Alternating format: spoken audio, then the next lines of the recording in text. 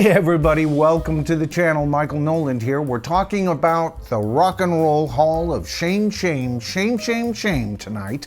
An institution that used to have a lot more street cred than it does today. You know, I wasn't even going to do a video tonight. I was going to take a few days off of well-earned rest. This last year has been incredible. The channel's grown, and I want to thank each and every one of our brand new subscribers and viewers. So what I did was I wound up on YouTube, as is my wont as a viewer, not just a content creator, and I saw tidbits from the 2022 Rock and Roll Hall of Fame. Now, I already did a video about Dolly Parton being nominated for the Rock and Roll Hall of Fame. I gave my thoughts on that. I covered some other bands, and if you haven't seen that video, it's right here. You can even watch it after you watch this video. It's in my description box, folks. Now, don't get me wrong, there were rock acts that were inducted that night. There was Judas Priest, Duran Duran, a pop rock band, but still rock and roll, and even Carly Simon, who was part of the so-called soft rock movement of the early 70s. And we even got Pat Benatar, a great rock vocalist, always one of my favorites, along with her husband. Now that's an interesting point. I know there's lots of fans that enjoy the duo of them and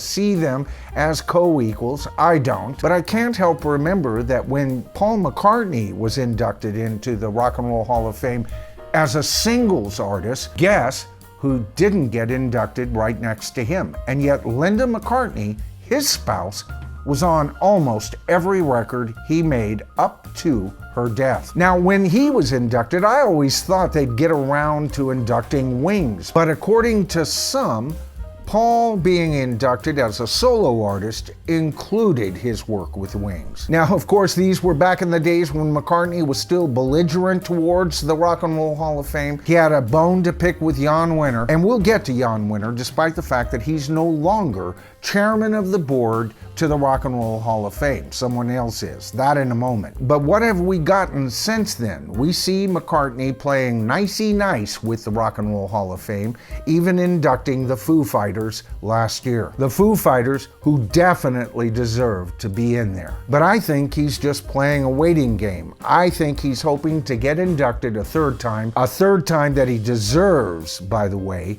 and he's hoping that maybe at that point, everybody who was in Wings will get a nod. But then we got acts like Lionel Richie. Now, I'm a Lionel Richie fan. I like some of his stuff, and as a pop artist, he's great. There's even some rock and roll influence in some of his music, but as a rock artist, no, I believe that's a bit of a stretch. But compared to the next two people I'm going to mention, Lionel Richie is a rock icon for sure. But first, the elephant in the room, Dolly Parton is now a rock star.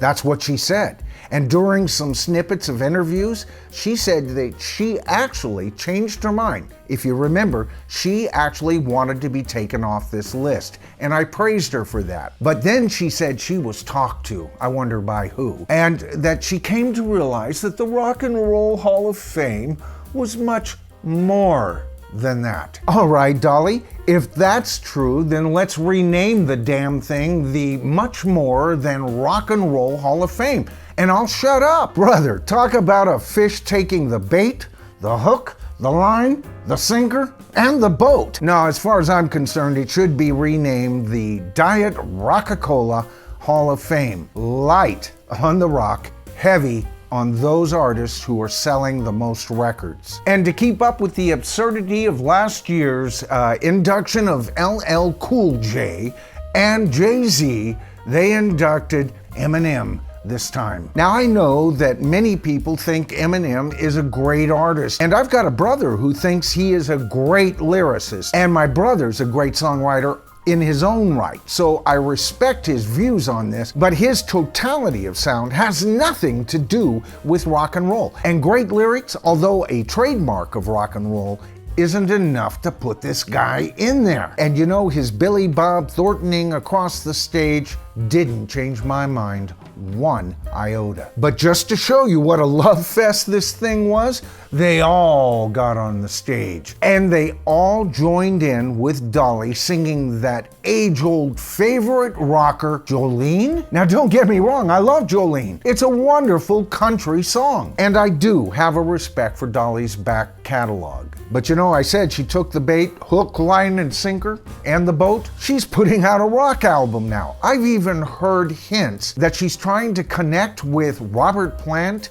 and Jimmy Page to be on this album. That is one Led Zeppelin reunion I won't buy. I won't have anything to do with it. And by the way, Dolly, you don't just decide to record a rock album out of the blue. You know, the greatest rock albums were produced by people who were in the rock and roll business for years, sometimes even decades before they made their first rock album. And in my mind, I don't see a country artist all of a sudden deciding to put out a rock album just because she was inducted into the Rock and Roll Hall of Fame. Now, for those who have seen my videos before, you're probably wondering, where's all his comments about Jan Winter? He always goes off on Jan Winter when he covers the Rock and Roll Hall of Fame, or Rolling Stone for that matter. Well, Jan is no longer the chairman of the board of the Rock and Roll Hall of Fame. That honor now goes to John Sykes. Who's John Sykes? Well, he was on the team that brought us MTV. You know, the channel that would not feature black artists. And he's evidently been one of the forces behind several fundraising concerts that have helped people in need. Kudos for that. He's also on the board to Madison Square Garden Entertainment, the MSG network.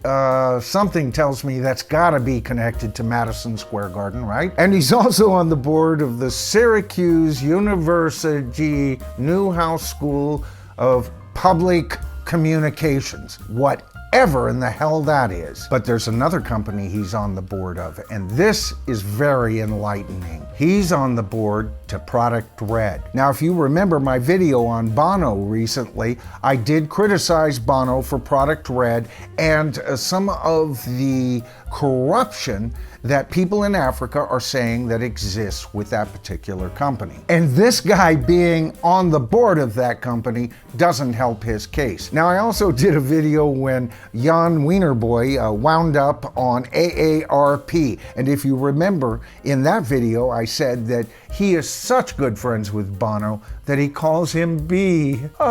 Just makes your heart go pitter-patter, doesn't it? But do you see where I'm getting at? Do you see the connection?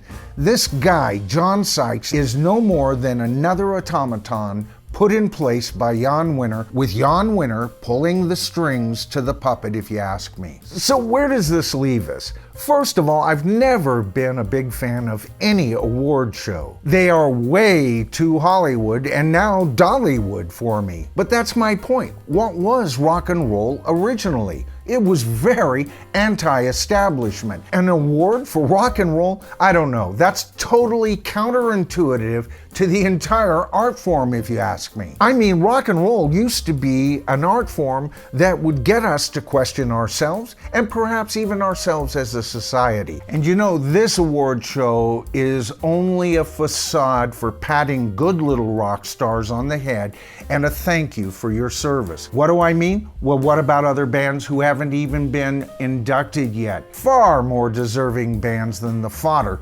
presented to us at these last awards. And you know, the Rock and Roll Hall of Fame, in my opinion, is responsible for the demise of rock and roll as being the predominant art form most listeners listen to. That, and of course, bands touring on never-ending tours, offering us no new material and charging 5 times what they used to charge us for tickets. And think of the bands that haven't been inducted yet, and you'll find most of those bands have a member or various members that Jan Winter has a bone to pick with. I'm talking about Foreigner. Now, I'm not talking about the Foreigner that's out there touring right now with half a member. And by that I mean their one original member being there, performing for only parts of shows and not even all shows. That's not Foreigner to me. But you know, they were a kick-ass band, and yet it's been reported that Jan Winter says it'll be a cold day in hell before Foreigner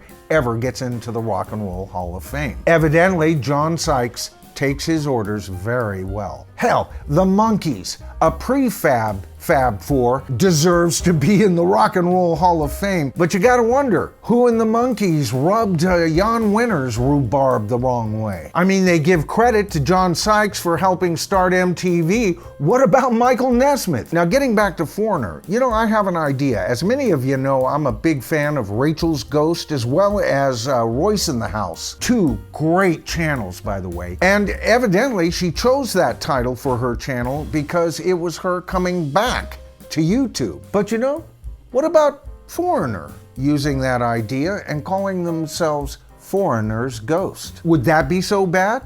Jimmy Page and Robert Plant did it with Unleaded. That way they wouldn't be claiming to be something they're not. They could still play Foreigner music. All the fans would know that they would expect to hear Foreigner music, and it would give that band an opportunity to develop its own identity. And as far as Gene Simmons and his insane idea that he can see a day when Kiss is manned by 4 brand new members in the future and carry the name on, I've got an idea for that band's name as well. It's called Kiss My.